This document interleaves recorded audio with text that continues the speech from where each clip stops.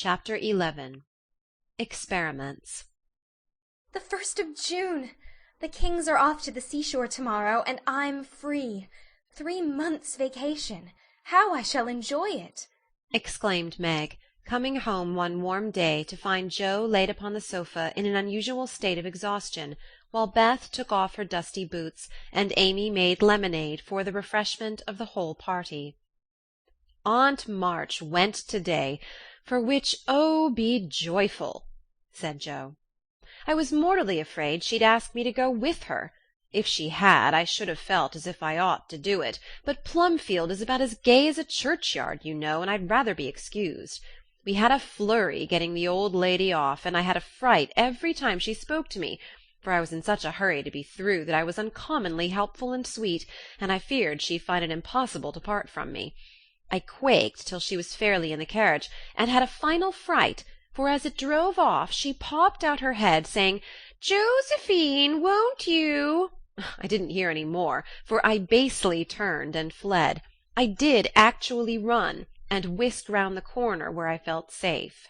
"Poor old Joe! She came in looking as if bears were after her," said Beth, as she cuddled her sister's feet with a motherly air. "Aunt March is a regular samphire, is she not?"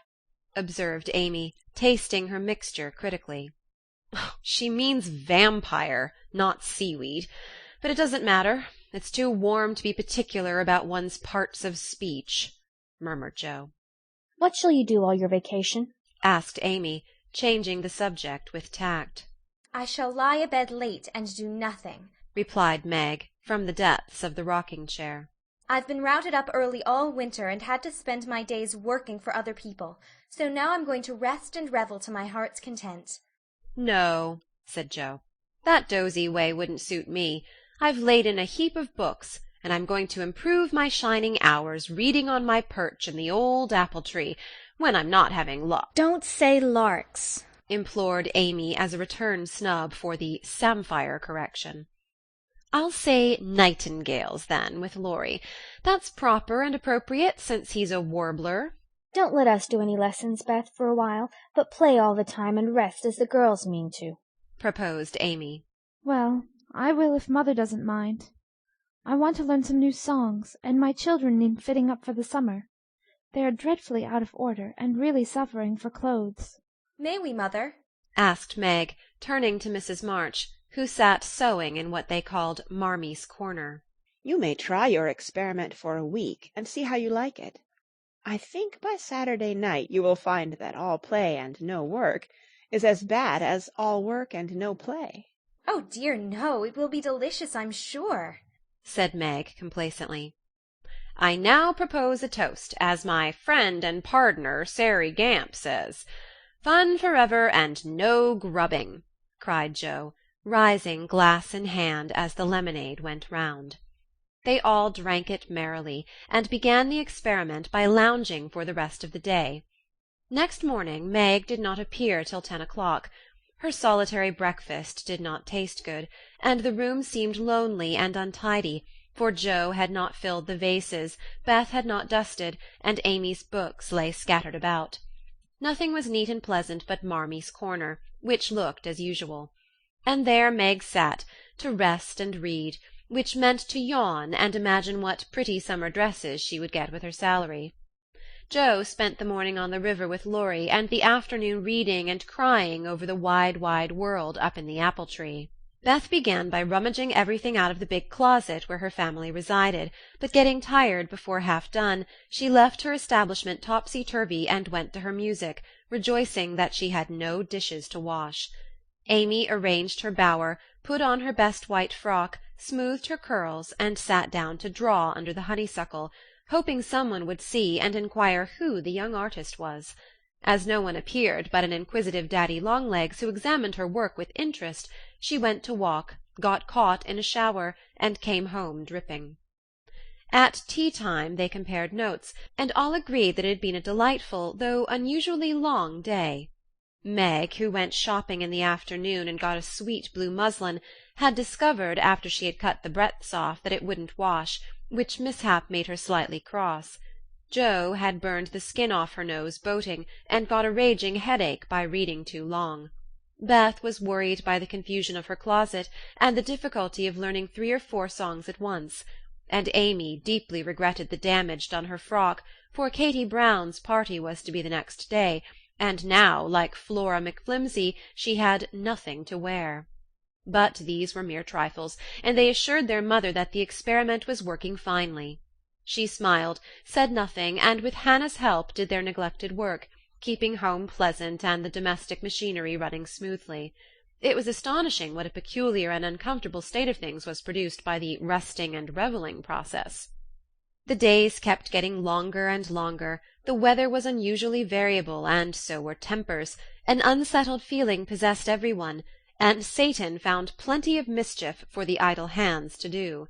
As the height of luxury, Meg put out some of her sewing, and then found time hang so heavily that she fell to snipping and spoiling her clothes in her attempts to furnish them up à la Moffat.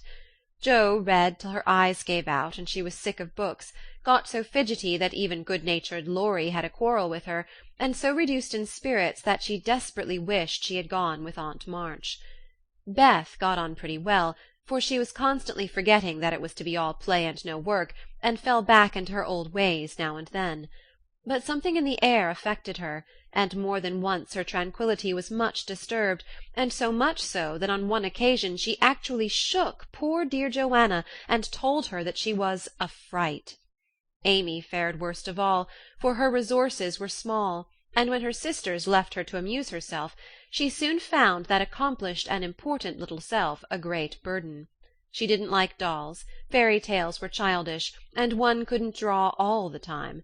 Tea parties didn't amount to much, neither did picnics, unless very well conducted. If one could have a fine house full of nice girls, or go travelling, the summer would be delightful. But to stay at home with 3 selfish sisters and a grown-up boy was enough to try the patience of a Boaz, complained Miss Malaprop after several days devoted to pleasure, fretting, and ennui. No one would own that they were tired of the experiment, but by Friday night each acknowledged to herself that she was glad the week was nearly done. Hoping to impress the lesson more deeply, Mrs. March, who had a good deal of humour, resolved to finish off the trial in an appropriate manner, so she gave Hannah a holiday and let the girls enjoy the full effect of the play system. When they got up on Saturday morning there was no fire in the kitchen, no breakfast in the dining-room, and no mother anywhere to be seen. "Mercy on us! What has happened?" cried Jo, staring about her in dismay. Meg ran upstairs and soon came back again, looking relieved but rather bewildered, and a little ashamed. Mother isn't sick, only very tired, and she says she is going to stay quietly in her room all day and let us do the best we can. It's a very queer thing for her to do. She doesn't act a bit like herself. But she says it has been a hard week for her, so we mustn't grumble but take care of ourselves. That's easy enough, and I like the idea. I'm aching for something to do. That is, some new amusement, you know," added Jo quickly. In fact, it was an immense relief to them all to have a little work, and they took hold with a will, but soon realized the truth of Hannah's saying, "Housekeeping ain't no joke." There was plenty of food in the larder, and while Beth and Amy set the table, Meg and Jo got breakfast, wondering as they did why servants ever talked about hard work. I shall take some up to Mother, though she said we were not to think of her, for she'd take care of herself, said Meg, who presided and felt quite matronly behind the teapot. So a tray was fitted out before anyone began, and taken up with the cook's compliments. The boiled tea was very bitter, the omelette scorched, and the biscuits speckled with saleratus, but Mrs. March received her repast with thanks, and laughed heartily over it after Jo was gone. Poor little souls! They will have a hard time, I'm afraid, but they won't suffer, and it will do them good, she said, producing the more palatable viands with which she had provided herself, and disposing of the bad breakfast, so that their feelings might not be hurt, a motherly little deception for which they were grateful. Many were the complaints below, and great the chagrin of the head cook at her failures. "Never mind, I'll get the dinner and be servant. You be mistress, keep your hands nice, see company, and give orders," said Jo, who knew still less than Meg about culinary affairs. This obliging offer was gladly accepted, and Margaret retired to the parlour, which she hastily put in order by whisking the litter under the sofa and shutting the blinds to save the trouble of dusting. Jo, with perfect faith in her own powers, and a friendly desire to make up the quarrel, immediately put a note in the office inviting Laurie to dinner. "You'd better see what you have got before you think of having company," said Meg, when informed of the hospitable but rash act. "Oh, there's corned beef and plenty of potatoes, and I shall get some asparagus and a lobster for a relish, as Hannah says. We'll have lettuce and make a salad. I don't know how, but the book tells. I'll have blancmange and strawberries for dessert, and coffee too, if you want to be elegant." "Don't try too many messes, Jo, for you can't make anything but gingerbread and molasses candy fit to eat. I wash my hands of the dinner party, and since you have asked Laurie on your own responsibility, you may just take care of him." "I don't want you to do anything but be civil to him, and help to the pudding. You'll give me your advice if I get in a muddle, won't you?" asked Jo, rather hurt. "Yes, but I don't know much, except about bread and a few trifles. You had better ask Mother's leave before you order anything," returned Meg prudently. "Of course I shall. I'm not a fool." And Jo went off in a huff at the doubts expressed of her powers. Get what you like and don't disturb me. I'm going out to dinner, and can't worry about things at home," said Mrs. March, when Jo spoke to her. "I never enjoyed housekeeping, and I'm going to take a vacation today, and read, write, go visiting, and amuse myself." The unusual spectacle of her busy mother rocking comfortably and reading early in the morning made Jo feel as if some unnatural phenomenon had occurred, for an eclipse, an earthquake, or a volcanic eruption would hardly have seemed stranger. "Everything is out of sorts somehow," she said to herself, going downstairs. "There's Beth crying. That's a sure sign that something is wrong in this family. If Amy is bothering, I'll shake her." Feeling very much out of sorts herself, Jo hurried into the parlour to find Beth sobbing over Pip, the canary, who lay dead in the cage with his little claws pathetically extended, as if imploring the food for want of which he had died. It's all my fault. I forgot him. There isn't a seed or a drop left. Oh, Pip! Oh, Pip, how could I be so cruel to you?" cried Beth, taking the poor thing in her hands and trying to restore him. Jo peeped into his half-open eye, felt his little heart, and finding him stiff and cold, shook her head and offered her domino box for a coffin. "Put him in the oven, and maybe he will get warm and revive," said Amy hopefully. "He's been starved, and he shan't be baked now he's dead.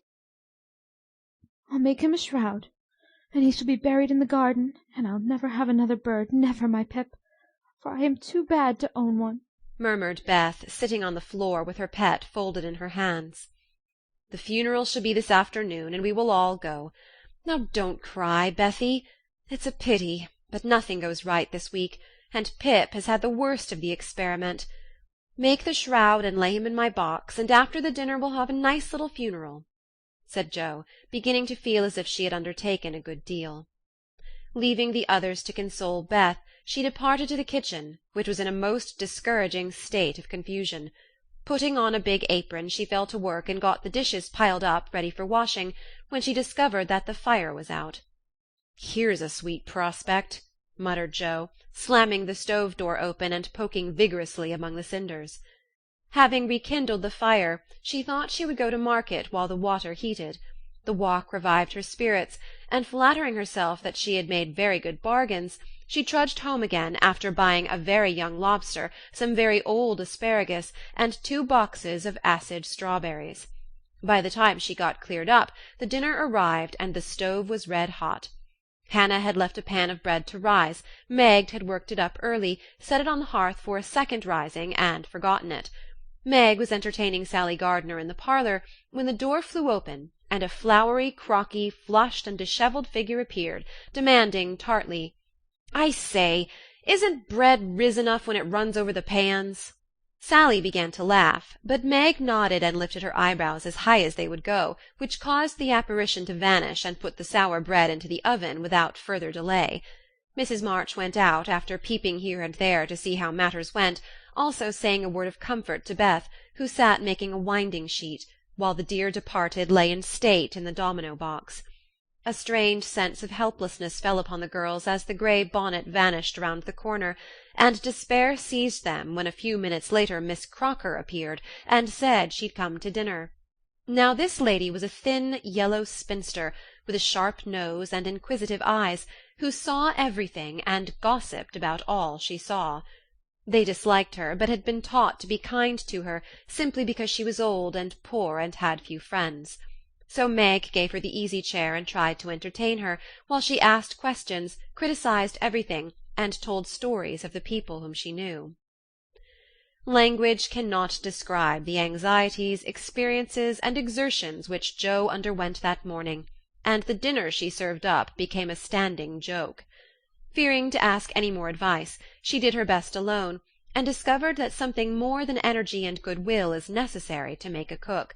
She boiled the asparagus for an hour, and was grieved to find the heads cooked off and the stalks harder than ever.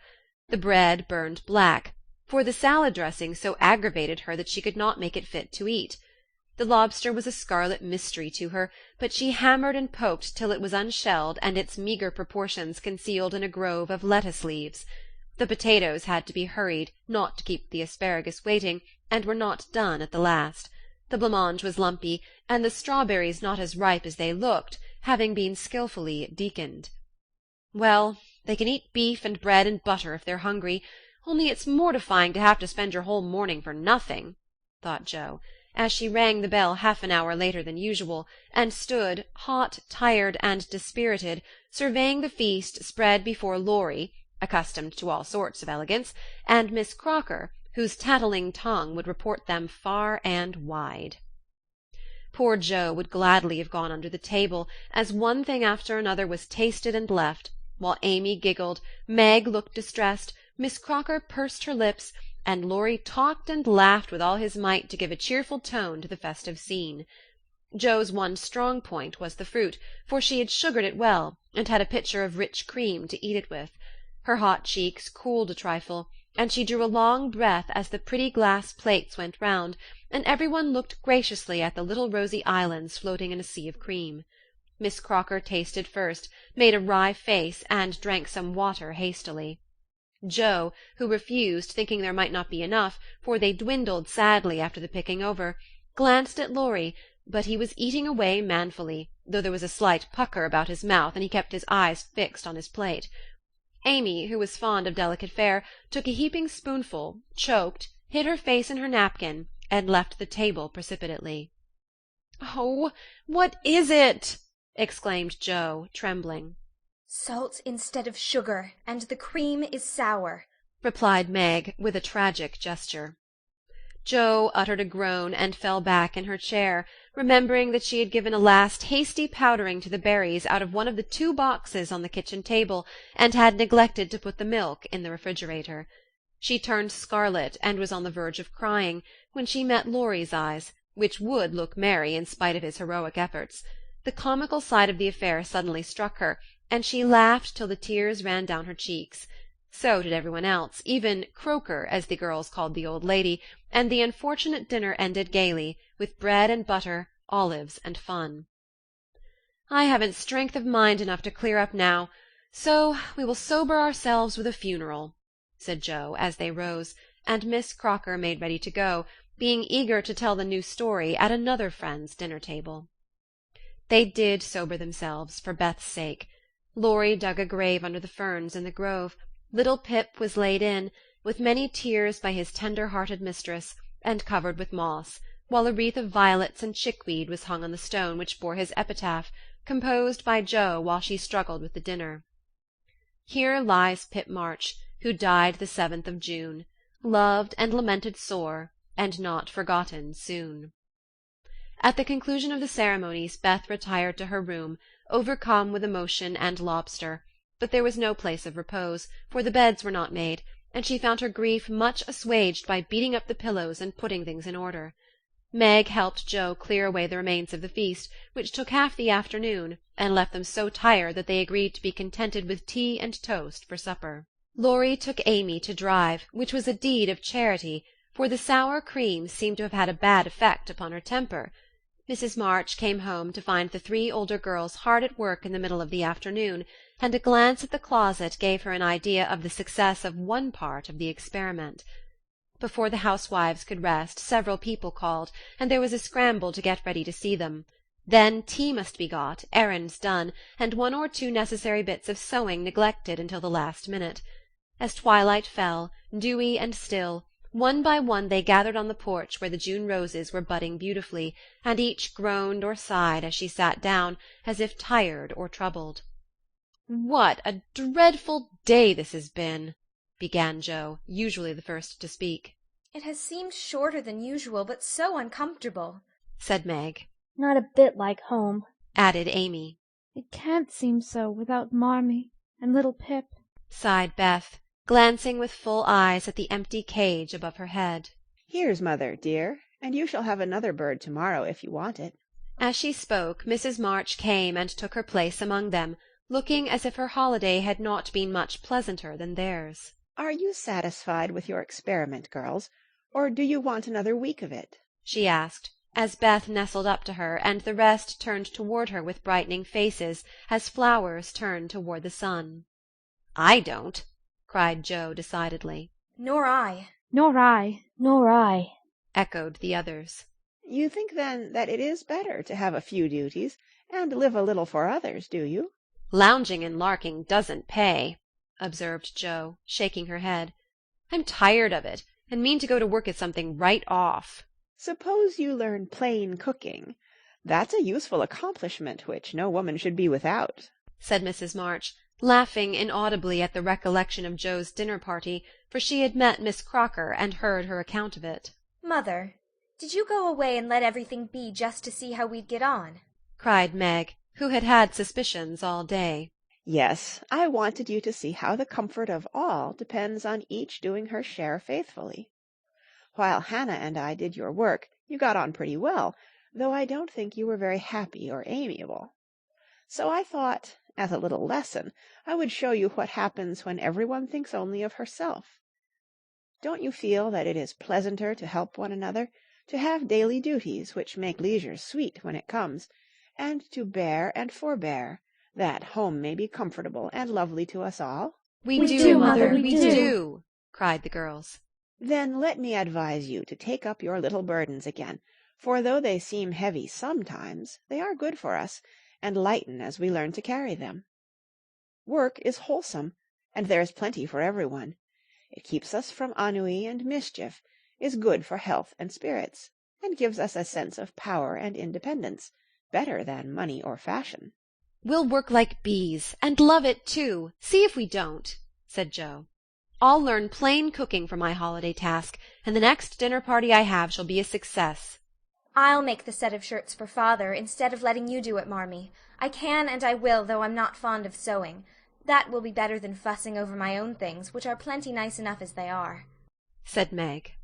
I'll do my lessons every day, and not spend so much time with my music and dolls. I'm a stupid thing and ought to be studying, not playing, was Beth's resolution, while Amy followed their example by heroically declaring, I shall learn to make buttonholes and attend to my parts of speech. Very good. Then I am quite satisfied with the experiment, and fancy that we shall not have to repeat it. Only don't go to the other extreme and delve like slaves. Have regular hours for work and play. Make each day both useful and pleasant, and prove that you understand the worth of time by employing it well. Then youth will be delightful, old age will bring few regrets, and life become a beautiful success in spite of poverty. We'll remember, Mother. And they did.